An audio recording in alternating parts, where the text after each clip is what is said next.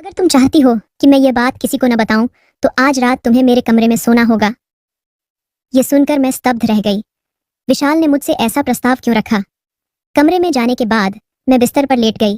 फिर विशाल ने, दोस्तों, इस कहानी को पूरा सुनने के लिए चैनल को सब्सक्राइब करके बेल आइकन को ऑल पर करना मत भूलिएगा, क्योंकि अगला वीडियो आपका इंतजार कर रहा है। तो चलिए कहानी को आगे बढ़ाते हैं। मेरा नाम रीना है। मेरी उम्र 19 साल है और मैं एक बड़े परिवार में रहती हूँ। मेरे भाई विशाल की उम्र 24 साल है और हम दोनों शहर में एक साथ रहते हैं। हमारा रिश्ता बहुत गहरा है। हम एक दूसरे के साथ मजाक और मस्ती करते रहते हैं। विशाल हमेशा कुछ न कुछ शरारतें करता रहता है और मैं भी उसकी बातों को मजाक में ले लेती हूँ। एक दिन की बात है जब विशाल ने एक मजाक किया जो मेरे लिए थोड़ा अजीब और चिंताजनक था। उसने मुझसे कहा, मैंने तुम्हें कॉलेज के लड़के के साथ होटल में देखा है। उसका चेहरा बिल्कुल गंभीर था और मुझे समझ नहीं आया कि वह मजाक कर रहा है या सच बोल रहा है। मैं उस समय हंस तो दी, लेकिन उसके बाद मेरी रातों की नींद उड़ गई। मैं सोचती रही कि विशाल ने ऐसा मजाक क्यों किया। क्या उसने सच में कुछ देखा था या वह सिर्फ मुझे परेशान कर रहा था? कुछ दिन बाद हमारे परिवार में बुआ के घर शादी थी। सभी रिश्तेदार और परिवार के लोग शादी में चले गए, लेकिन मेरी तबीयत ठीक नहीं होने के कारण मैं और विशाल घर पर ही रुक गए। उस रात कुछ अजीब हुआ। विशाल ने फिर से मुझसे मजाक किया, लेकिन इस बार उसकी आवाज में वही गंभीरता थी। उसने कहा, मैंने कुछ ऐसा देखा है जो तुम्हारे लिए जानना जरूरी है। मेरी धड़कन तेज हो गई और मैंने उससे पूछा, क्या देखा है? जब विशाल ने मुझसे कहा कि उसने मुझे होटल के बाहर उसी लड़के के साथ देखा था, तो मैं भीतर तक हिल गई। मेरे मन में हलचल मच गई और मैंने तुरंत उससे पूछा, क्या तुम सच कह रहे हो? विशाल के चेहरे पर कोई भाव नहीं था। उसकी आंखों में गंभीरता थी, जिससे मेरी घबराहट और बढ़ गई। उसने धीमी आवाज में कहा, हाँ रीना, यह सच है। मैं पूरी तरह से हताश हो गई। मेरा मन घबराने लगा और दिमाग में तरह तरह के विचार आने लगे। अगर ये बात घर में किसी को पता चली तो क्या होगा? हमारे परिवार में ये बात एक बड़ी समस्या खड़ी कर सकती है। मैंने विशाल से तुरंत अनुरोध किया, कृपया ये बात घर में किसी को मत बताना। मेरी आवाज में अनुनय था और मैंने उसकी आंखों में देखकर उसे मनाने की कोशिश की, लेकिन विशाल के चेहरे पर अचानक एक अजीब सी मुस्कान आ गई। उसने ठंडी आवाज में कहा, मैं तो सबको बता दूंगा। उसका यह कहना मेरे लिए जैसे एक बिजली के झटके के समान था। मेरी चिंता और बढ़ गई। मैंने फिर से उससे निवेदन किया, कृपया ऐसा मत करो विशाल, इससे बहुत सारी समस्याएं हो सकती हैं। मुझे समझ नहीं आ रहा था कि विशाल ऐसा क्यों कर रहा है। उसने कभी भी इस तरह की बातें नहीं की थीं। उसकी आंखों में एक अजीब सी चमक थी और फिर उसने एक शर्त रख दी। उसने कहा, अगर तुम चाहती हो कि मैं यह बात किसी को न बताऊं, तो आज रात तुम्हें मेरे कमरे में सोना होगा। यह सुनकर मैं स्तब्ध रह गई। विशाल ने मुझसे ऐसा प्रस्ताव क्यों रखा? क्या वह सिर्फ मजाक कर रहा था या इसके पीछे कुछ और था? उसकी इस शर्त ने मुझे अंदर तक हिलाकर रख दिया। मैंने तुरंत इस प्रस्ताव को ठुकरा दिया और अपने कमरे में चली गई। लेकिन वहां जाकर भी मैं चैन से नहीं बैठ पाई।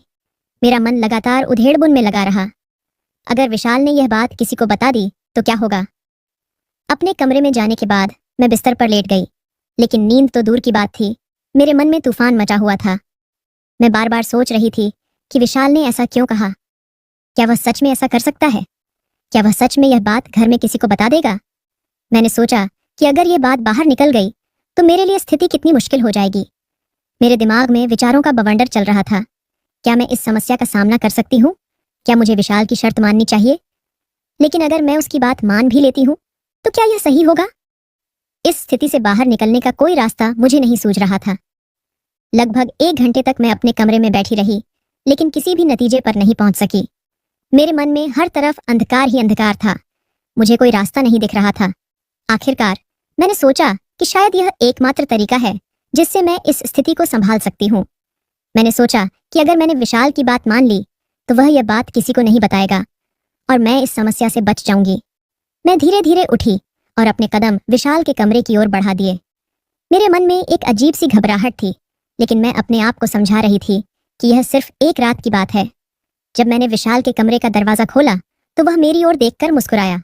उसकी मुस्कान में एक अजीब सा संतोष था, जैसे उसने वह पा लिया हो जो वह चाहता था। उसने कहा, तो तुमने मान लिया? मैंने कोई जवाब नहीं दिया और चुपचाप उसके कमरे में चली गई। मेरे मन में असमंजस और घबराहट थी, लेकिन मैंने इसे छिपाने की कोशिश की।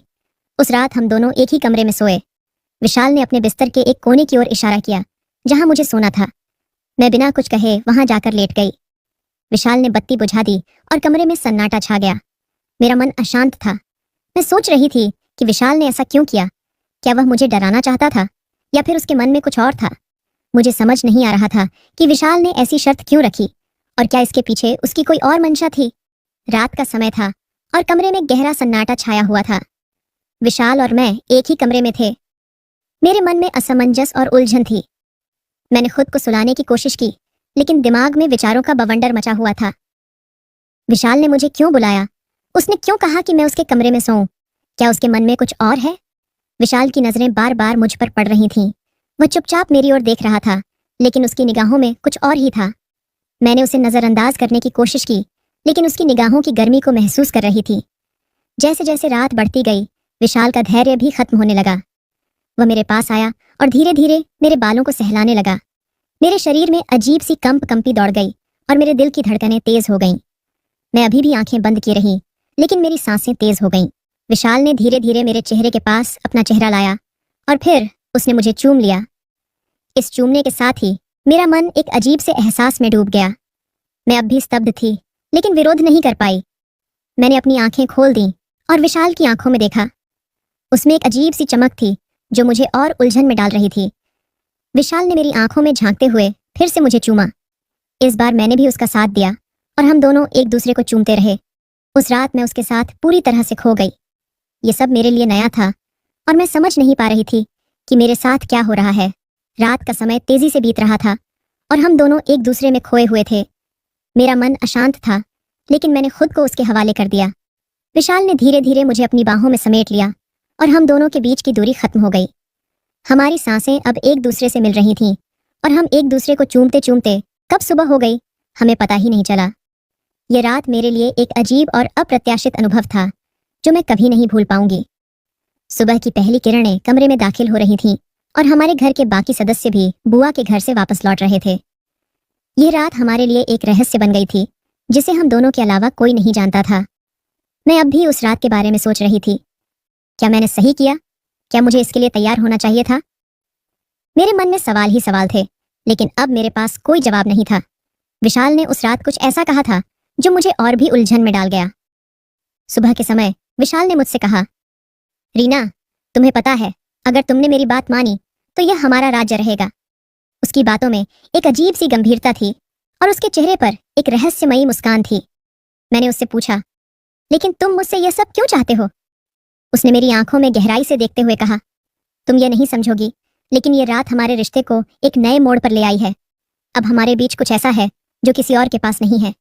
विशाल की बातों ने मुझे और उलझा दिया। उसने मुझसे कुछ और कहा जो मेरे दिल में गहरा असर कर गया। उसने कहा, अगर तुमने मेरी बात नहीं मानी तो मैं यह सब किसी और को बता दूंगा। उसके यह कहने से मैं और घबरा गई। मेरे पास कोई और विकल्प नहीं था। मैंने महसूस किया कि इस खेल में मुझे उसका साथ देना होगा, वरना वह हमारे इस राज को सबके सामने खोल देगा। मेरे मन में डर और उलझन थी, लेकिन अब मुझे इस खेल में उसकी चालों के अनुसार चलना था। मैंने आखिरकार उसकी बात मानी और वह किया जो उसने मुझसे कहा था। उसने जो मुझसे कहा वह सुनकर मेरे होश उड़ गए। आखिर विशाल ने रीना से क्या कहा होगा कि रीना के होश उड़ गए? ये जानने के लिए आने वाली नेक्स्ट वीडियो को देखें। तो दोस्तों, ऐसी ही कहानी आपको इस चैनल पर मिलती रहेगी। तो चलिए मिलते हैं कल रात 11 बजे। जब तक के लिए लव यू मेरी प्यारी YT